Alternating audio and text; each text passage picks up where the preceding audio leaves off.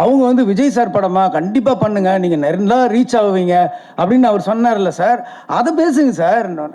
உன் பேர் இவ்வளோ தடவை சொல்கிறாரு, என் பேர் ஒரு தடவை கூட சொல்ல அப்படின்னா, சார் விடுங்க சார், ஆற்றுல போகிற தண்ணி அவன் அண்டாண்டா வளரான், நான் ஒரு சொம்பு தானே சார் அண்ணன், விடுங்க சார் அப்படின்னு. அந்த காசு தியேட்டர் வெளியில் வந்து போலீஸ் ஃபுல்லாக அந்த பேனர்ஸு கட் அவுட் எல்லாம் கிழிக்கிறாங்க. அப்படியே நாங்கள் 2 பேரும் அப்படியே பார்க்குறோம், கண்ணில் இருந்து தண்ணியாக வருது, என்னடா இப்படி போஸ்டரை கிழிக்கிறாங்களேன்னு சொல்லி. பத்திரிகை நண்பர்கள், வீடியோகிராஃபர், ஸ்டில் கேட்டர் அனைவருக்கும் எனது இனிய மாலை வணக்கம். இன்றைக்கி வந்து பாபு விஜயோட ஃபஸ்ட்டு ஃபில்மு, டைரக்ஷன்லேயும் சரி ப்ரொடக்ஷன்லேயும் சரி ஃபஸ்ட்டு ஃபில்ம். என்னோடய ஃபஸ்ட்டு ஃபில்ம் அப்போது நான் எப்படி ஒரு ஆர்வமாக இருந்தனோ, எவ்வளோ சந்தோஷமாக இருந்தனோ, அதே அளவுக்கு சந்தோஷமாக நான் இன்றைக்கி இருக்கேன். பாபு விஜய் வந்து எனக்கு ரொம்ப நெருக்கமானவர். ரொம்ப வந்து நீங்களாம் வந்து இதில் ஒர்க் பண்ண டெக்னீஷியன்ஸுங்களாம் ஃபஸ்ட்டு ஒர்க் பண்ணும்போது உங்களை கமிட் பண்ணியிருப்பார், ப்ரொடியூசராக கமிட் பண்ணும்போது உங்களுக்கு நல்ல சம்பளம் பேசியிருப்பார். ஆனால் படம் முடியும் போது தான் தெரிஞ்சிருக்கோம் உங்ககிட்ட இருந்து 3 மடங்கு வேலை வாங்கியிருப்பார் எல்லார்கிட்டையும். ஏன்னா எனக்கு தெரியும் பாபு விஜய் எந்த மாதிரின்னு சொல்லி. ஒரே ஒரு சுவாரஸ்யமான சம்பவத்தை சொல்லணும்னு நான் ஆசைப்பட்றேன். இது வந்து சர்க்கார் டைமில் நடந்த ஒரு விஷயம். ஸோ சர்க்காரில் வந்து அந்த படம் முடிஞ்ச பிறகு ஒரு ஈவெண்ட் ஒன்று நடந்தது. அதில் வந்து இன்டர்வியூ வந்து அதில் இருந்த எல்லா ஆர்டிஸ்ட்டும் பண்ணிகிட்டு இருந்தோம். அதில் வந்து நான், ஹீரோயின், அப்புறம் வந்து பழக்கற்பியா சார் இருந்தார். ஸோ நாங்கள்லாம் வந்து ஒரு இன்டர்வியூ கொடுத்துருந்தோம். அப்போ கொடுத்துட்டு இருக்கும்போது பழக்கற்பியா சார் வந்து பாபு விஜய்கிட்ட கூப்பிட்றாரு. அப்போ வந்து அவர் சொல்கிறாரு, விஜய் பாபு, எனக்கு வந்து அரசியல் மீட்டிங்னா நான் பேசிடுவேன், சினிமா இன்டர்வியூனா எனக்கு எப்படி கொடுக்குதுன்னு எனக்கு தெரியலையே, எனக்கு என்ன பேசணும் சொல்லுங்கள் அப்படின்னு. உடனே சொல்லார், இல்லை சார் நீங்கள் வந்து சொல்லலாம்ல சார், ஃபஸ்ட் டைம் வந்து நீங்கள் வந்து சினிமாவில் நடிக்கிறதுக்கு பயந்தீங்க, அப்போ நான் வந்து உங்களை பார்த்தேன், வந்து பார்த்துட்டு நான் சொன்னேன், நான் வந்து இல்லை சார், நான் இல்லை இதில் வில்லன் கேரக்டர் நான் எப்படி பண்ணுறது, நான் ஏற்கனவே பொது வாழ்க்கையில் இருக்கேன் அப்படின்னு சொன்னார். அப்போ நான் சொன்னேன் வந்து, இல்லை சார் நீங்கள் சொன்னீங்க, நீங்கள் வந்து இல்லை நீங்கள் இந்த வந்து கேரக்டர் பண்ணீங்கன்னா நீங்கள் நல்லா ரீச் ஆவீங்க, நீங்கள் வேணால் உங்கள் பேர பசங்கிட்ட கேட்டு பாருங்க அப்படின்னு சொன்னேன். அதுக்கப்புறம் நீங்கள் போய் உங்கள் பேர பசங்கிட்ட கேட்டீங்க, அவங்க வந்து விஜய் சார் படமா கண்டிப்பாக பண்ணுங்க, நீங்கள் நல்லா ரீச் ஆவீங்க அப்படின்னு அவர் சொன்னார்ல சார், அதை பேசுங்க சார். ஓ கரெக்ட் இல்லை, அதை பேசலாம் சார். அப்புறம் முக்கியமாக இந்த படம் ஆரம்பித்தது வந்து நீங்கள் வந்து என்னை விஜய் பாபுன்னே கூப்பிட்றீங்க. என் பேர் விஜய் பாபு கிடையாது, என் பேர் பாபு விஜய், நல்லா சொல்லுங்கள் பாபு விஜய் அப்படின்னு அவரை மிஸ்மரைஸ் பண்ணிட்டார். இப்போ இன்டர்வியூ ஆரம்பிக்குது, என் பக்கத்தில் உட்கார்றாரு. அவர் எதிர்பார்த்த கேள்வி கரெக்டாக வருது. எப்படி சார் இந்த படத்தில் நீங்கள் நடிச்சிங்க, நீங்கள் வந்து ஒரு பொலிட்டீஷியன், நீங்கள் எப்படி வந்து இந்த படத்தில் நடிச்சிங்க அப்படின்னோடனே, இந்த படம் வந்து நான் வந்து என் வீட்டுக்கு வந்து டைரக்டர் அனுப்புனார்னு சொல்லி பாபு விஜய்னு ஒருத்தர் வந்தார். அப்போ சொன்னார், நான் வந்து எப்படிங்க இதை நான் நடிக்கிறது, நான் வந்து இதில் பாலிடிக்ஸில் பொது வாழ்க்கையில் இருக்கேன் அப்படின்னு கேட்டேன். அப்போ பாபு விஜய் சொன்னார் வந்து, இல்லை சார் நீங்கள் உங்கள் வீட்டில் வேணால் கேட்டு பாருங்கன்னு சொன்னேன். உடனே அவர் சொன்னார். அப்புறம் நான் சொன்னேன், இல்லை பாபு விஜய், நான் எப்படி பாபு விஜய் நான் எங்கள் வீட்டில் ஒத்துக்குவாங்க அப்படின்னு சொன்னேன். அதுக்கப்புறம் வந்து மறுநாள் வந்தார், பேர பசங்களாம் இல்லைப்பா நீங்கள் பண்ணுங்க என்ன. அப்புறம் மறுநாள் பாபு விஜய் வந்தார். அப்போ பாபு விஜய்கிட்ட நான் சொன்னேன், பாபு விஜய் நான் இந்த படத்தை பண்ணுறேன் பாபு விஜய்.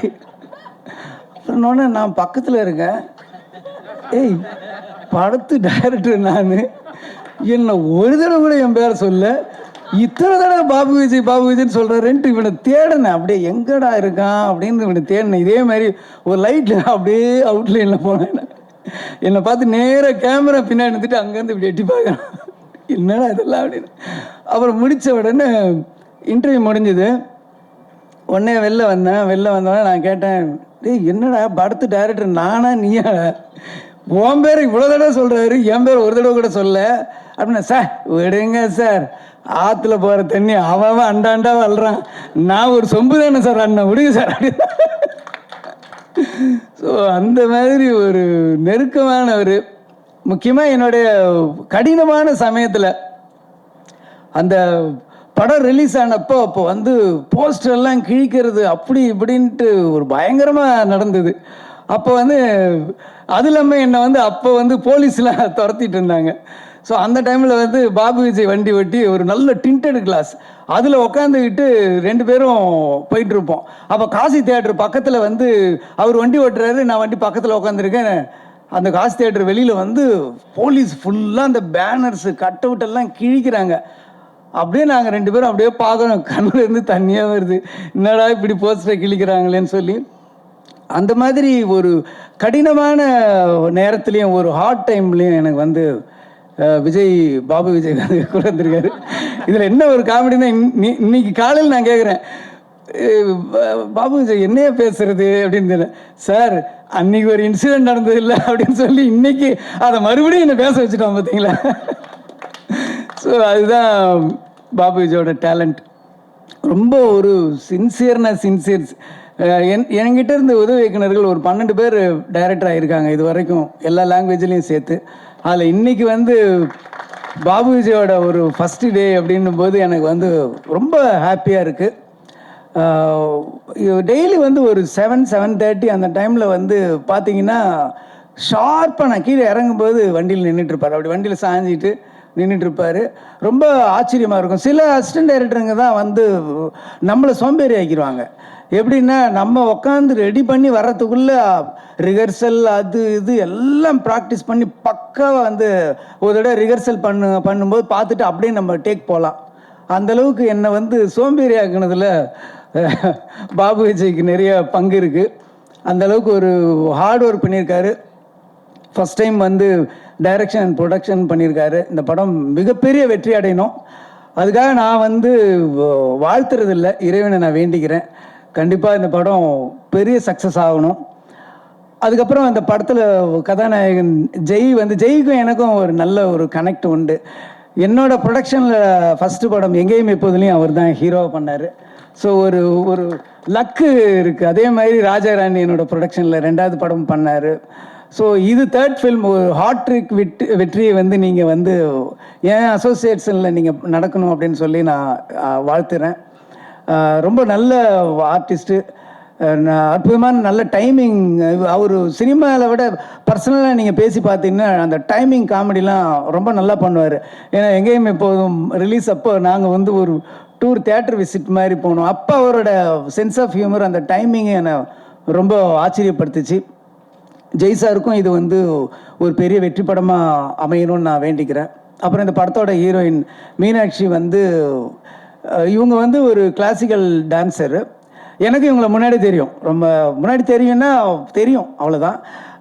என் பொண்ணு வந்து இவங்க 2 பேரும் ஒரே டீச்சர்கிட்ட வந்து குருக்கிட்ட வந்து கிளாசிக்கல் டான்ஸ் கற்றுக்குறாங்க. என் பொண்ணு வந்து 10th படிக்கிற சின்ன பொண்ணு தான்.